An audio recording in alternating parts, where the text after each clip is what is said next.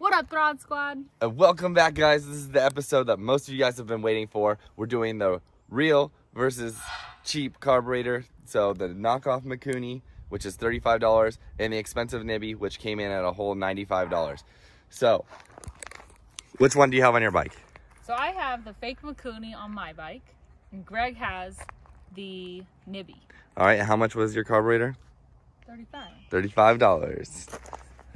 Yeah. All right, guys, and just so you guys know, all I had to do when I put this carburetor on was just unbolt the old one, bolt the new one on, and fire it up. I haven't had to do any adjustments on this carburetor. It runs perfect. This bike hauls the way it is. Now, let's come over to this bike right here, which has the 26mm nibbi carburetor on it. Not Mikuni, nibbi. And you guys can see in here I had to do some modifications. I had to use the original clamp and cut it and then put this hose on here so I could clamp them together. The original fitting that came with it, they shipped me the wrong one, and instead of returning it and waiting months to get it, like I waited 2.5 months to get the carburetor.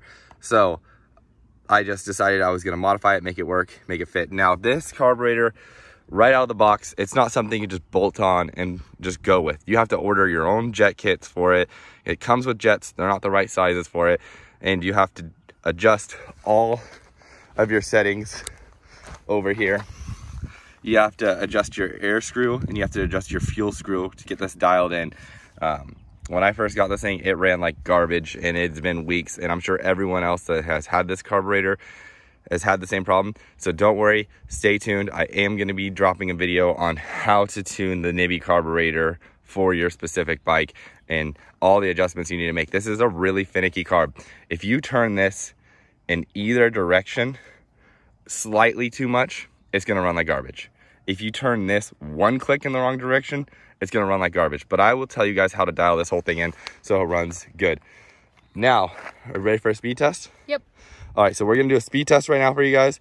We are also going to be doing tests later on with how much gas each one uses and all these other things, but we're going to do those in different videos. Today is just to tell you which one we think you should buy and which one is easier to throw on your bike, which one has more power, and just the regular basic stuff, correct? Yep. All right, let's get into it. So first we're going to do the nibbi carburetor, which is on Greg's bike. He's going to start from that tree and go to this post. And go.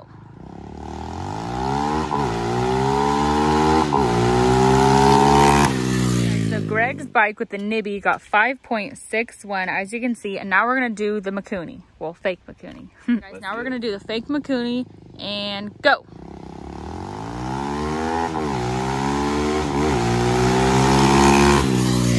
All right, guys, so that was 5.83 on the fake Mikuni. All right, guys, so now that we noticed, this one is just slightly faster, just slightly, but only by 0.2 seconds, something like that. But we ran the test consistently. I did it on both bikes 3 times, and I've noticed that they're the same. Now, one thing I do notice about the nibbi carburetor that's a little bit different is, like, the pickup is a little bit quicker when you're trying to start the wheelies. But this bike right here with the Mikuni carburetor is a lot more consistent than this carburetor. This carburetor is kind of inconsistent throughout the whole power band. It seems like there's a lot down on the bottom, and then it like mid-range kind of tapers off a little bit. And I've tried multiple different main jets. I've tried adjusting the needle up and down, and it just seems like that's about where this carburetor seems to run. I don't know if it's because of how polished out the front of it is, or how the air flows through it, but it seems like it's just really aggressive down on the low end, and then it kind of tapers off a little bit, where this one feels like it's just smooth all throughout the whole power band. So after running a couple speed tests, I also want to mention this bike, I have to set the idle a tad bit high, or it just doesn't run properly and it dies, kind of like the stock original carb. But with the idle set a little bit higher than the original OEM setting for this bike, it actually runs pretty good. But this bike right here, it literally runs perfect. It idles nice, idles low, and it's just direct bolt on, which is definitely better for someone that just wants to go out and get riding. This carburetor right here, it runs great, but I'm going to give you my honest opinion.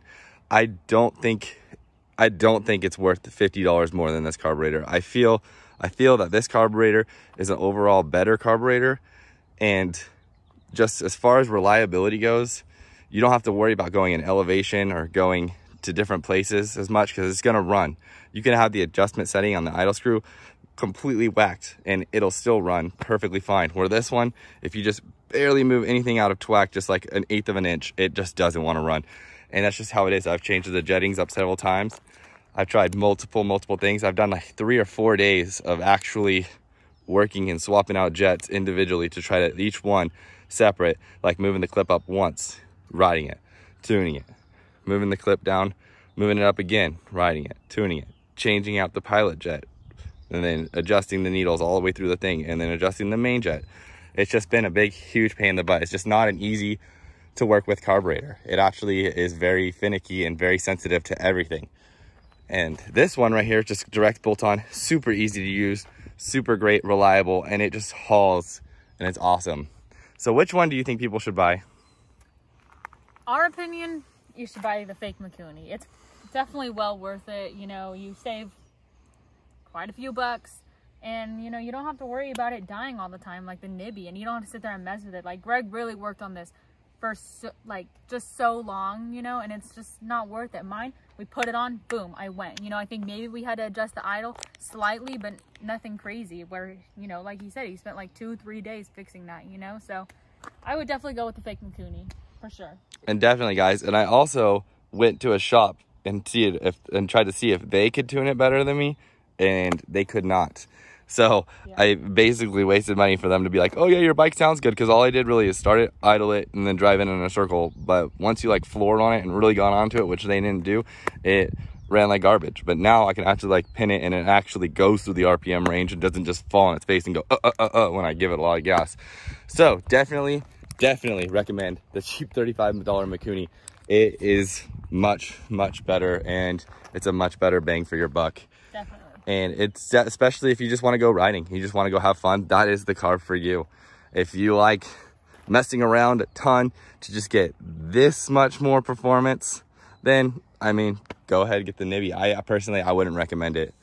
The carb, it looks like it's great all the way around. Like the inside of it looks like it's machined amazingly. Like the build quality of it is amazing. It's just a very finicky carburetor, and I don't know if it's just because of the bike that it's on or what the case is, but it just does not run good on these Chinese pit bikes. Yeah. And needless to say, we most likely will be buying Greg a Mikuni. Yes. Definitely, I probably am going to go spend the $35 and get this, but I will show you guys how to tune this carburetor if you guys already have this carburetor, so I can help you guys dial it in so you guys won't have any issues out on the trails. So guys, we're gonna have more testing coming soon, but if you guys like this video, give it a thumbs up. If you guys want to subscribe for more. Also, we're gonna have more testing coming, more pit bike mods, more go-kart stuff, more cool stuff coming, more quad stuff.